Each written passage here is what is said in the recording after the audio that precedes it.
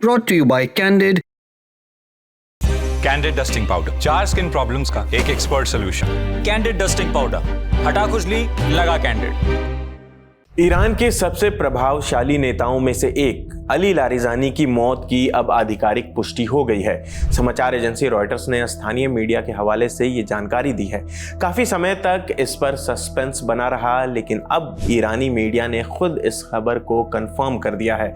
मंगलवार को ईरानी अधिकारियों ने आधिकारिक पुष्टि करते हुए बताया कि तेहरान के पास उनकी बेटी के घर पर हुई एयर स्ट्राइक में उनकी मौत हो गई। इस हमले में उनका बेटा मुर्तजा लारिजानी, सुरक्षा मामलों के डिप्टी अली रजा बयात और कई बॉडीगार्ड्स भी मारे गए हैं। ईरान की सुप्रीम नेशनल सिक्योरिटी काउंसिल ने बयान जारी कर कहा कि उन्हें अल सुबह शहीद कर दिया गया। यह हमला तेहरान के नॉर्थ ईस्ट में स्थित पर्दिश इलाके में हुआ। शुरुआत में इजराइल ने दावा किया कि उसने लारिजानी को निशाना बनाया है। कुछ ही देर बाद बसीज पैरामिलिट्री फोर्स के कमांडर गुलाम रजा सुलेमानी की भी मौत की पुष्टि हुई, लेकिन लारिजानी को लेकर स्थिति साफ नहीं थी। उधर लारिजानी के दफ्तर की ओर से तो यहां तक कहा गया कि वो जल्द प्रेस को संबोधित करेंगे। कई घंटों तक दावे, काउंटर दावे और सस्पेंस चलता रहा। फिर आखिरकार ईरान ने खुद उनकी मौत की पुष्टि कर दी। इजराइल के रक्षा मंत्री इजराइल काट्ज ने पहले ही संकेत दिए थे कि लारिजानी उन नेताओं में से शामिल हैं जिन्हें खत्म किया गया है। वहीं इजराइल के प्रधानमंत्री बेंजामिन नेतन्याहू ने साफ कहा कि इन हमलों का मकसद ईरान की सत्ता को कमजोर करना है, ताकि अंदर से बदलाव की जमीन तैयार हो सके। उधर अमेरिकी राष्ट्रपति डोनाल्ड ट्रंप ने भी दावा किया कि ईरान के शीर्ष नेतृत्व को टारगेट किया गया है और एक बड़ा अधिकारी मारा गया है, जो पिछले 2 हफ्तों में हजारों लोगों की मौत के लिए जिम्मेदार था। लेकिन इस पूरे घटनाक्रम को समझने के लिए ये जानना जरूरी है कि आखिर अली लारिजानी थे कौन। 2008 से 2020 तक ईरानी संसद के स्पीकर रहे Larijani supreme national security council के प्रमुख भी रह चुके थे, यानी रक्षा और विदेश नीति के बड़े फैसलों में उनकी सीधी भूमिका होती थी। वो ईरान के पूर्व सुप्रीम लीडर अली खामेनेई के बेहद करीबी माने जाते थे, इतने कि उन्हें सत्ता का अल्टीमेट इनसाइडर भी कहा जाता था।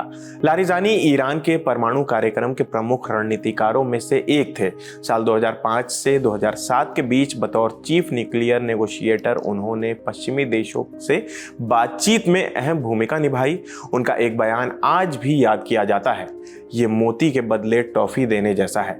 हाल के दिनों में जब ईरान और इजराइल के बीच तनाव चरम पर था, तब लारिजानी एक मुखर चेहरा बनकर सामने आए थे।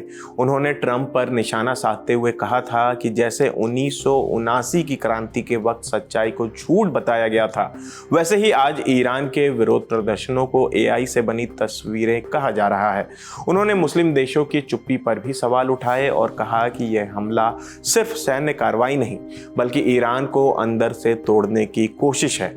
लारिजानी पर अमेरिका ने प्रतिबंध लगाए थे। आरोप था कि उन्होंने सरकार विरोधी प्रदर्शनों को दबाने में भूमिका निभाई, जिसमें हजारों लोगों की मौत हुई। 1958 में इराक के नजफ में जन्मे लारिजानी इस्लामिक क्रांति के दौर में बड़े हुए। ईरान इराक युद्ध में रिवोल्यूशनरी गार्ड का हिस्सा रहे, फिर राजनीति में आए, संस्कृति मंत्री बने जहां सेंसरशिप को सख्त किया, फिर ईरान के स्टेट ब्रॉडकास्टर के प्रमुख बने, एक ऐसा पद जो देश के नैरेटिव को तय करता है। एक तरफ ईरान को लगातार रणनीतिक झटके मिल रहे हैं, तो दूसरी तरफ इजराइल अपने ऑपरेशन को और तेज करने के संकेत दे चुका है। ऐसे में सबसे बड़ा सवाल अब यही है कि क्या लारिजानी की मौत इस जंग को और भड़काएगी, क्योंकि मिडिल ईस्ट का इतिहास गवाह है, जब भी सत्ता का कोई बड़ा चेहरा गिरता है तो उसके बाद टकराव सिर्फ बढ़ता ही नहीं और ज़्यादा खतरनाक हो जाता है। बाकी इस मामले में आगे जो भी अपडेट आएगा हम आप तक लेकर आते रहेंगे। मेरा नाम आसिफ है, कैमरे के पीछे हमारे साथी दानिश है। देखते रहिए दी ललन टॉप। शुक्रिया।